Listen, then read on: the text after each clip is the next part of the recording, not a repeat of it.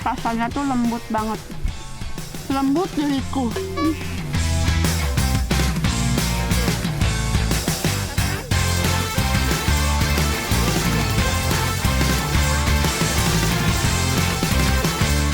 Saya sengaja turun seperti ini supaya dapat keongnya yang besar-besar. Kalau di pinggiran nggak akan pernah dapat yang besar.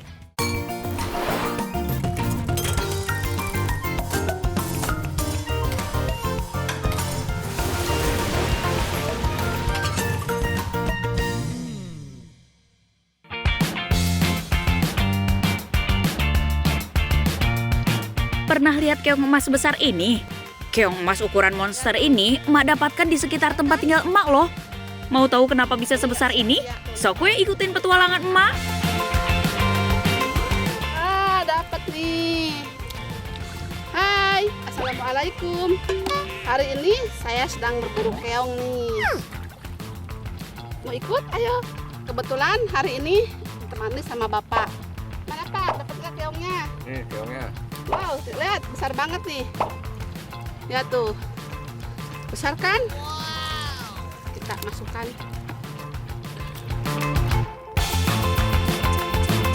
Hari ini emak dan bapak berburu keong emas di rawa. Bukan keong emas yang didongeng ya. Hehehe. Kalau ini mah bisa dimakan atuh. Keong emas ini sebenarnya berasal dari Amerika, baru masuk ke Indonesia sekitar 80-an. Awalnya sih hanya jadi hewan hias, tapi sejak lepas ke alam malah jadi hama yang memakan padi muda. Perkembangan keong emas yang termasuk cepat membuat cepat juga merusak tanaman padi. Duh, daripada jadi hama mending emak buru terus dimasak. Setuju kan? Saya sengaja turun seperti ini supaya dapat keongnya yang besar-besar. Kalau di pinggiran nggak akan pernah dapat yang besar. Emak denger teh kalau ukuran cangkang keong sangat dipengaruhi oleh ketersediaan makanannya. Keong yang punya ukuran cangkang besar biasanya hidup di lingkungan organik tinggi. Wah, kalau emak tangkap segede-gede ini berarti lingkungan emak alami banget dong. Mantap, euy. Lihat nih, dapatnya besar lagi kan? Nah ini, kalau nggak turun nggak akan pernah dapat yang besar seperti ini nih. Jadi harus turun ke bawah. Tuh. Jadi nggak sia-sia turun ke bawahnya karena dapatnya yang besar-besar. Ini mantap banget kalau diolah. Malah kabur. Keong-keong ini memang suka habitat berlumpur dan perairan dangkal. Makanya nggak heran ada di sawah, selokan maupun rawa. Keong ini teh mampu bertahan hidup di dalam tanah hingga 6 bulan. Dan bila mendapat pengairan, mereka bisa berkembang biak lebih. Biasanya mereka berkembang biak dengan bertelur. Satu keong bertelur bisa mencapai 1000 butir telur. Ulu, loba pisan euy.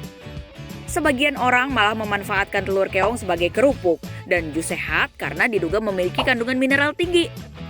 Tapi emak hari ini khusus hanya olah daging keongnya saja ya. Aduh, di sini lumpurnya semakin dalam nih. Melebas. Kita pindah saja yuk. Aduh, makin dalam lihat tuh.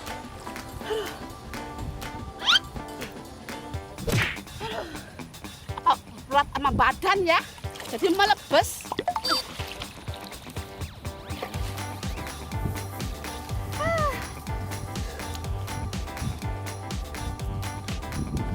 Kita pindah tempat aja. Dapat Pak? Dapat nih keongnya nih, banyak nih. Cepat. Aduh. Ya, tambah lagi.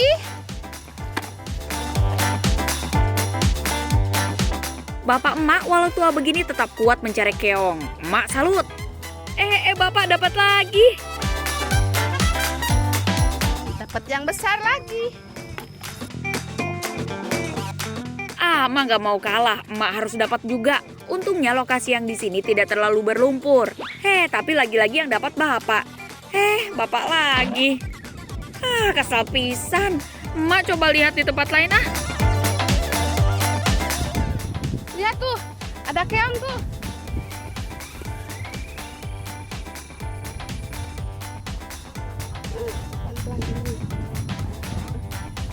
Wah, langsung dapat 2 lagi.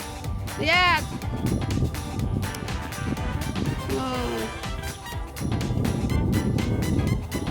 Kayaknya ini lagi nikah nih barusan nih. Simpen lagi. Maaf ya keong, bulan madu kalian berakhir di perut emak. Mencari keong ini benar-benar susah gampang, apalagi di air yang berlumpur seperti ini. Tapi untungnya mata emak jeli. Dapat lagi. Lumayan. Tangkapan kita hari ini. Lihat tuh. Besar-besar kan keongnya? Lihat. Wow. Tuh. Dari hasil tangkapan bisa dilihat ya, kalau keong ini memiliki dua pola warna cangkang, kuning dan hitam. Ini berkaitan dengan jenis keong yang masuk ke Indonesia loh.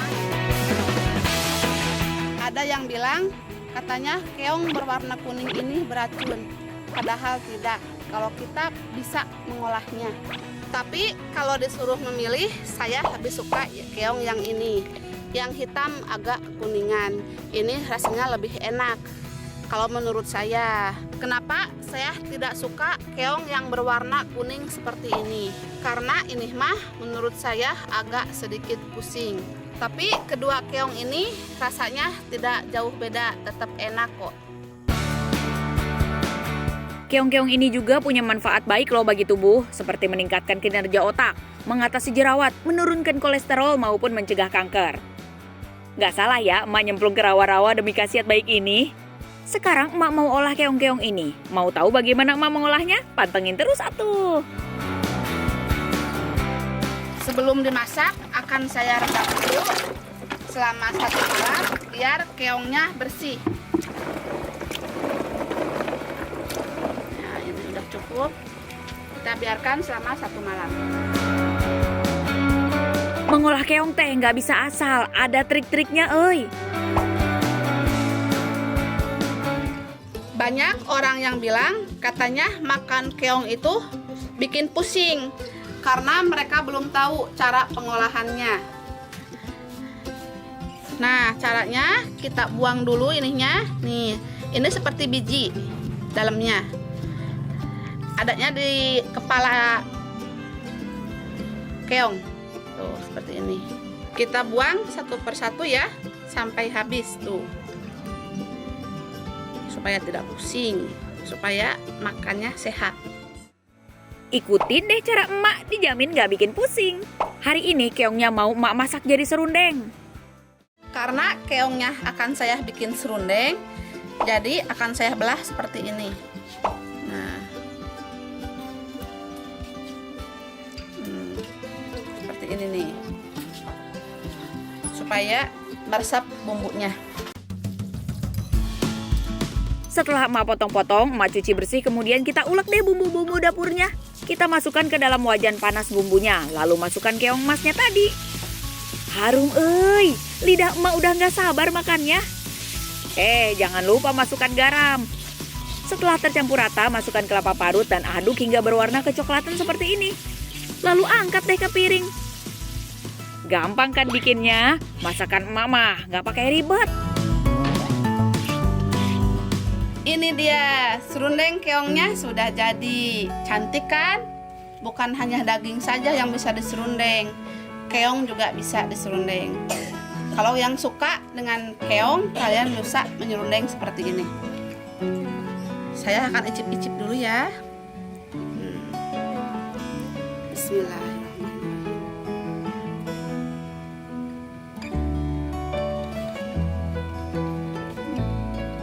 Rasanya kenyal-kenyal gimana gitu, tapi enak banget.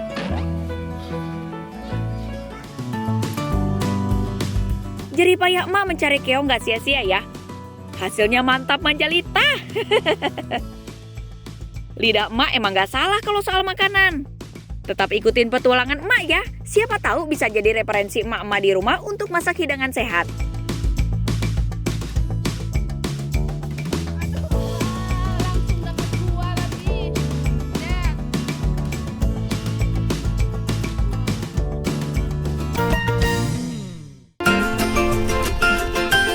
Berburu keong sudah, masak keongnya juga sudah. Sekarang waktunya emak jadikan keong sebagai umpan.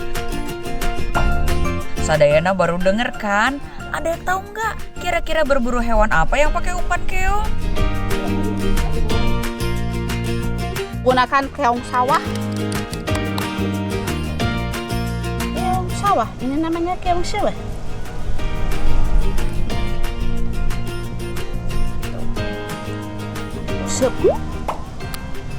Usep juga sederhana buatnya tuh, yang buat si Adani.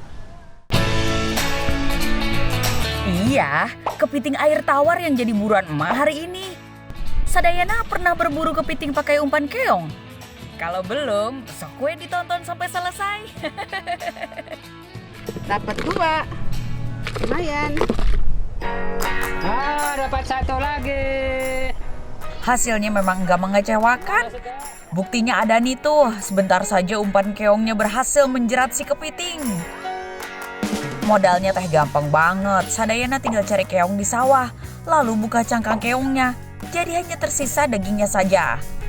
Lalu kaitkan daging keong ke senar, tinggal lempar ke habitatnya si kepiting air tawar ini. Gak pakai lama, langsung we umpan dimakan. Kepiting pun kita dapatkan, mantap pisan. Lagi. Kepiting ini emang mudah sekali didapati di sungai, danau maupun persawahan. Bahkan ada di parit-parit. Biasanya sih kepiting ini suka muncul di malam hari. Tapi kalau musim hujan, kepiting lebih mudah ditemukan di sungai pada siang hari.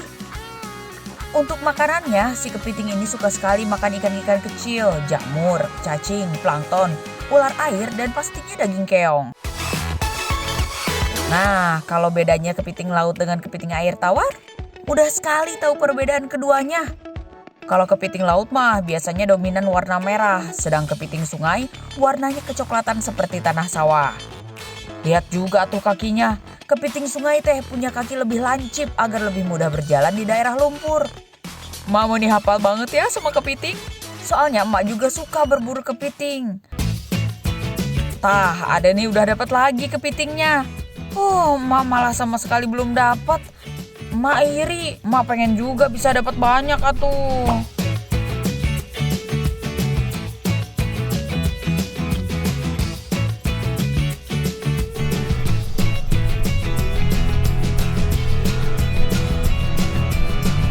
Ayo makan umpan ibu, ayo. Ayo makan. Ayo.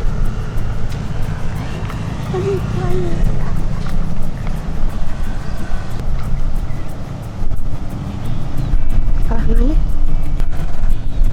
Wah, ibu dapat, alhamdulillah. Tuh dapat tadi, gede deh. Alhamdulillah tuh dapat juga. Pokoknya mah kalau udah dapat jadi makin semangat euy. Meski nggak seberuntung ada nih yang bolak-balik dapat kepiting.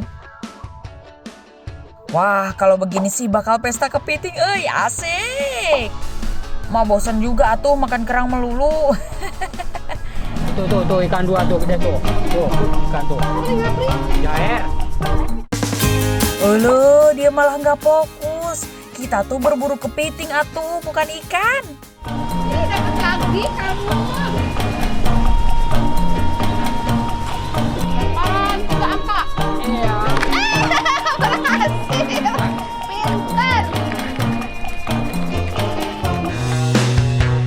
Emak nggak boleh nyerah. Coba dulu sekitar sini ah.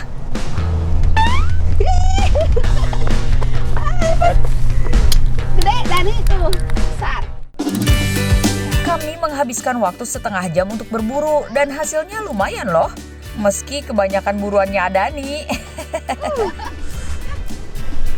Nggak usah beli. Kandang ada 3.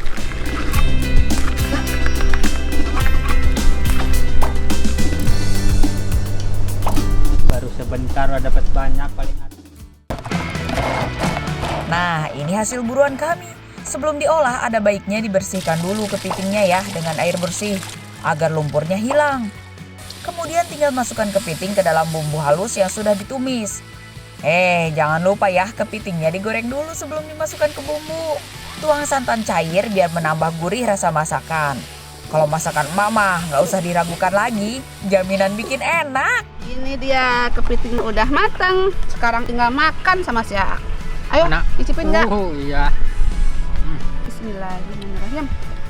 Yang mana? Sama meureun ah. Ini nih. Enak banget. Tuh dagingnya. Walaupun kecil, tapi ini teh gerimis ya. Gerimis, Gerimis. Duh, mesti mendung tuh. Mau hujan. Biarin ah. gerimis lagi makan di pinggir kali, di pinggir sawah. Datang hujan.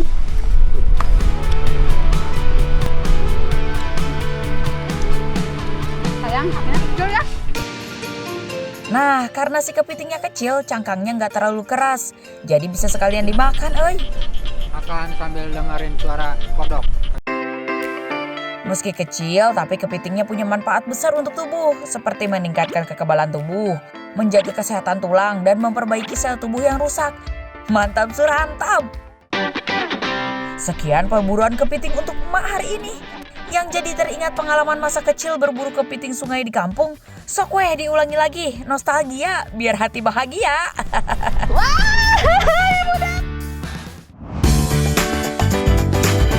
Kalau biasanya rumput laut diolah jadi minuman dan agar-agar, nah kali ini emak mau bikin yang beda. Pokoknya mah tetap jaminan bikin enak. Cari dulu atuh rumput lautnya. Mangga ikutin emak. Hari ini saya sedang berada di pantai nih. Ingin mencari agar laut untuk dimasak. Wow. Indah banget kan pemandangannya. Kita akan cari sebelah sana. Nah, ini dia yang emak cari, namanya agar laut atau biasa disebut rumput laut. Masyarakat di desa emak, khususnya Pangandaran Timur, seringkali mencari rumput laut untuk dikonsumsi atau dijual kembali. Meski bukan menjadi mata pencarian utama, namun nilai ekonomis rumput laut ini cukup stabil dan bisa membantu perekonomian masyarakat di sini loh. Nah, ini contoh agar laut yang sudah bisa kita panen. Oh iya, kalau yang emak ambil ini bukan rumput laut budidaya ya, tapi rumput laut liar. Rumput laut jenis ini teh harganya sangat murah di pasaran, kurang lebih sekitar 10.000 per kilogramnya. Sadayana sudah tahu dong kalau rumput laut terbagi dalam 4 kelompok, yaitu rumput laut merah, rumput laut hijau, rumput laut coklat, dan rumput laut biru hijau. Rumput laut teh memerlukan tempat menempel untuk menunjang kehidupannya. Biasanya menempel di karang mati, pasir, dan juga lumpur. Nah, kalau di tempat budidaya, media tempelnya berupa tali. Lihat nih, baru sebentar udah dapat banyak. Tuh.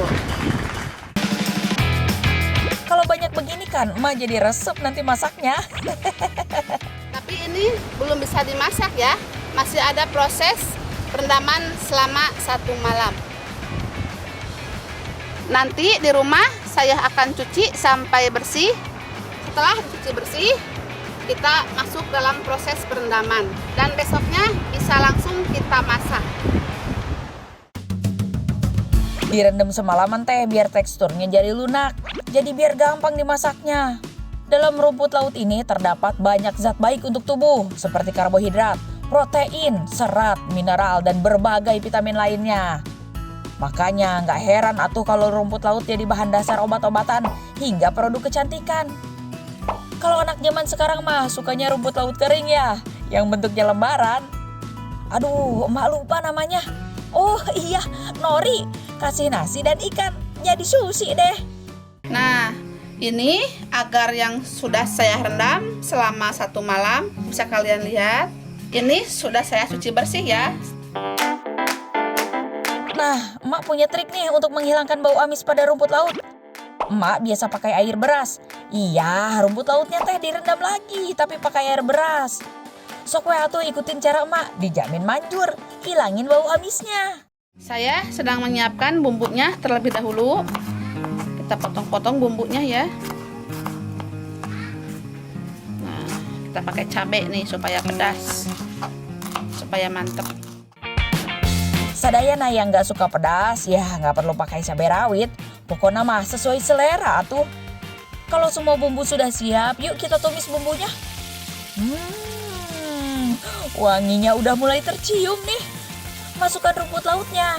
Jangan lupa tuang air sedikit saja, karena rumput laut ini mengandung air. Terakhir nih, biar rasanya makin endul, mau emak tambahin saus tiram. Tumis rumput lautnya sudah jadi. Sadayana mah pasti kabita alias kepengen untuk cicipin masakan emak. Ini dia tumis agar lautnya sudah jadi. Soal rasanya cukup enak, cocoklah untuk lalapan di rumah. Aduh, rasa dan aromanya khas banget. Rumput laut ini teh rasanya mirip dengan tumis papaya. Pokoknya teh sadayana wajib cobain resep ini ya. Dia sederhana, yang penting mantul alias mantap betul.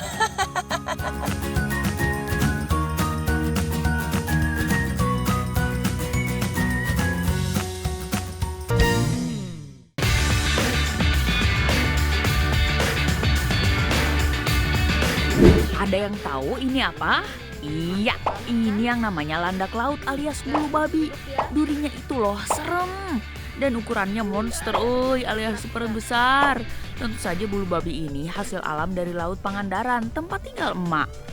Nah, mau tahu gimana cara mengolahnya biar aman gak tertusuk duri? Tenang, emak bakal kasih tahu nanti. Sekarang mah ikut mah heula berburu bulu babi. Yuk sadayana. Pesisir selatan Pangandaran menjadi bagian dari bentang selatan Pulau Jawa. Sangat terkenal dengan kontur pantai berkarang dengan ombak yang besar. Jadi berbulu-bulu babi, salah satu yang harus emak waspadai adalah terjangan ombaknya. Lihat ombaknya. Ombaknya mulai pasang lagi. Gimana ini kita berburunya? Lihat.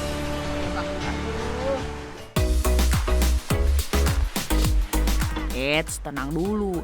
Tapi emang gak nyerah gitu aja kok. Yang penting teh yakin dan semangat. Pasti dapat.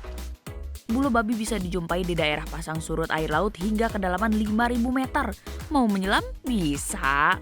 Menunggu air laut surut juga bisa. Kalau mamah tentu pilih yang kedua atuh.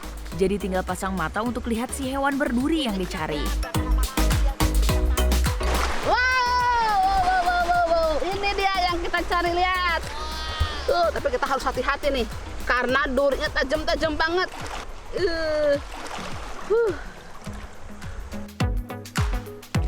Tuh kan apa emak bilang baru juga diomongin.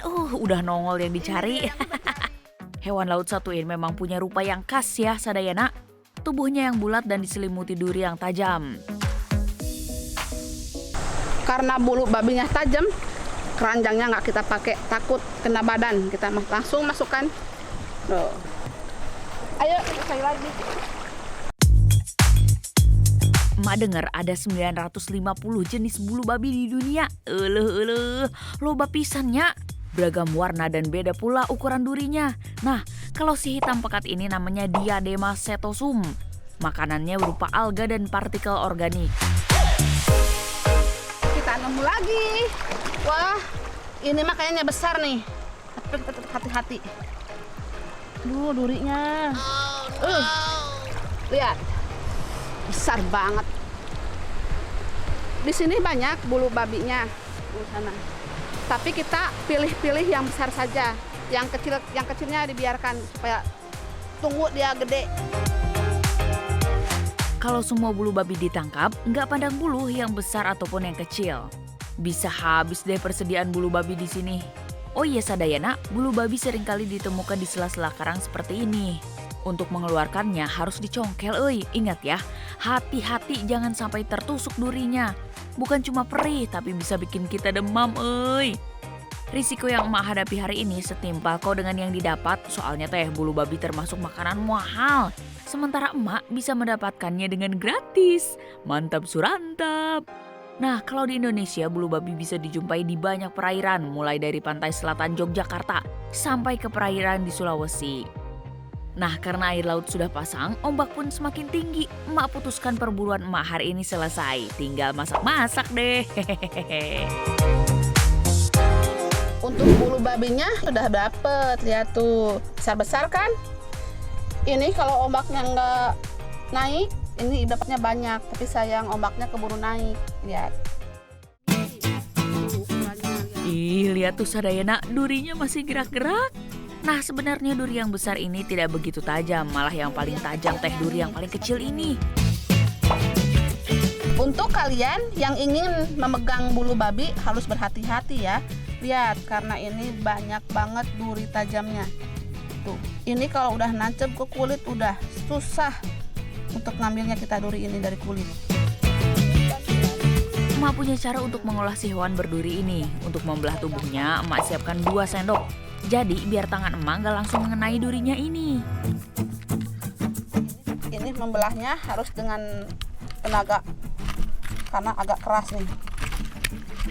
Tuh, lihat isinya. Tuh. Ini enak banget ini isinya. Sekarang kita ambil jeroannya menggunakan sendok kecil supaya lebih gampang. Nah, yang warna kuning inilah yang dinikmati dari hewan laut ini. Kalau di Jepang, bagian ini biasa jadi campuran sushi loh. Nah, telur yang sudah didapat langsung masukkan ke air ya. Emak belah lagi bulu babi lainnya, biar bisa menuhin porsi masakan yang emak butuhkan. Ini juga sambil dipisahin bagian hitamnya ya, soalnya teh rasanya nggak enak. Dan kalau tercampur ke masakan jadi mempengaruhi rasa. Saya cuci sampai bersih. Oh iya, hati-hati mencucinya, jangan diremas, nanti malah hancur telurnya. Nah, ini dia bumbu-bumbu andalan emak. Sederhana, anti ribet, tapi jaminan bikin enak. Ada bawang merah, bawang putih, cabai rawit, tomat, dan jahe. Iris semua bumbunya ya, lalu tumis sampai wangi. Lihat bumbunya aja udah resep banget. Sengaja emak banyakin cabai rawitnya biar makin nendang rasanya. Sok weh sekarang bulu babinya dimasukin. Kalau di restoran mahal mah bulu babi disajikan bersama tubuhnya sebagai pengganti mangkok. Ini dia masakannya sudah matang. Lihat tuh. Nah, ibu juga bawa lalapan nih biar lebih mantep. Sekarang ibu mau makan, mau ambil nasinya dulu. Kalau udah begini enaknya ditambahin nasi anget biar makin endul. Yang di rumah pasti penasaran kan seperti apa sih rasa bulu babi ini? Lihat. Bismillahirrahmanirrahim. Tambah nasi.